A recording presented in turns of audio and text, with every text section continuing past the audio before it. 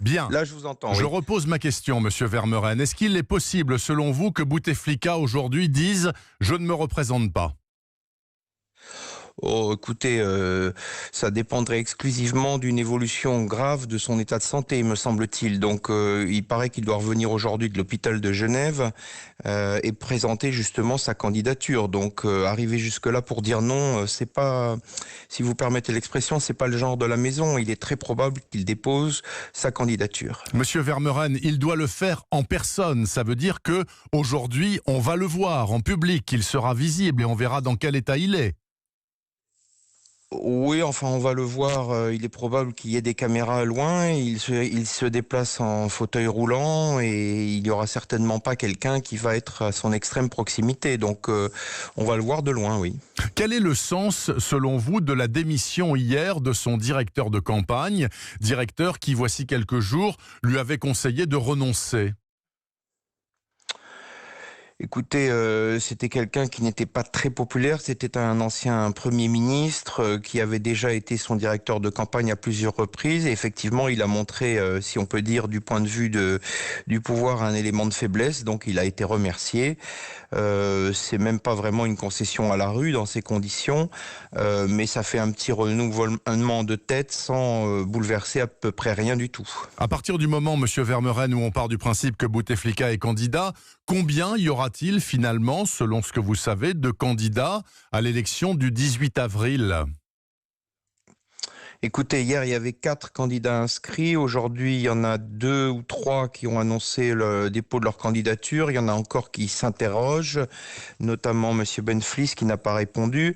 Donc, vous voyez, ça risque de faire à peu près entre une demi-douzaine et une petite dizaine de candidats. Et dans l'hypothèse où il y a entre une demi-douzaine et une dizaine de candidats, est-ce que, selon vous, Monsieur Vermeuren, la réélection de Bouteflika est arithmétique, mathématique, acquise ?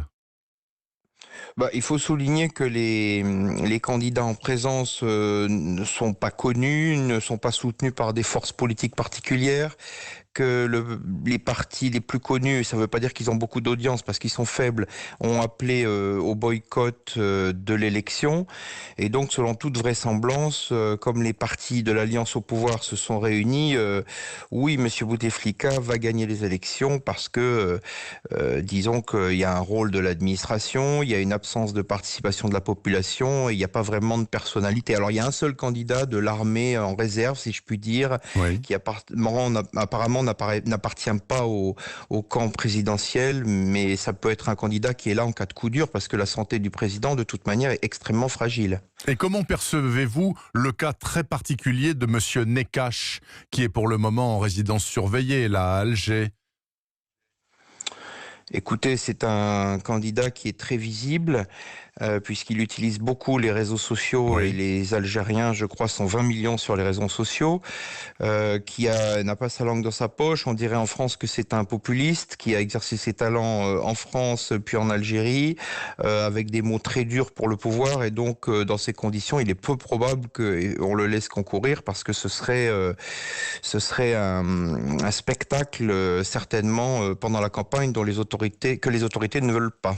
Mais Monsieur Vermeuren, tout de même, ce que l'on vit depuis 2 semaines en Algérie, vous qui y passez beaucoup de temps, qui connaissez très bien cette société, c'est quand même du jamais vu depuis, enfin en termes d'enthousiasme populaire depuis 62 et l'indépendance. Est-ce que ça peut pas grossir là au fil des semaines et peut-être faire une surprise dans les urnes ? Il n'y a aucune chance. C'est pas comme ça que ça se déroule parce que si vous voulez, il faudrait qu'il y ait des candidats d'alternatives qui soient présents. S'il n'y en a pas vraiment, il faudrait qu'il y ait une dynamique politique, elle n'existe pas. Non, c'est plutôt ce qui risque de se passer si la population persiste et signe et si le pouvoir ne bouge pas d'un millimètre, c'est qu'il y ait de nouvelles manifestations ou alors peut-être le jour des élections un appel massif au boycott. Mais c'est une société quand même, vous savez, dans laquelle laquelle les médias sont très contrôlés par le Oui. pouvoir. Il n'y aura pas vraiment de voix dissidentes qui vont pouvoir librement s'exprimer. Alors évidemment, il y a l'inconnu des réseaux sociaux, mais le pouvoir a aussi la possibilité de les bloquer vraiment.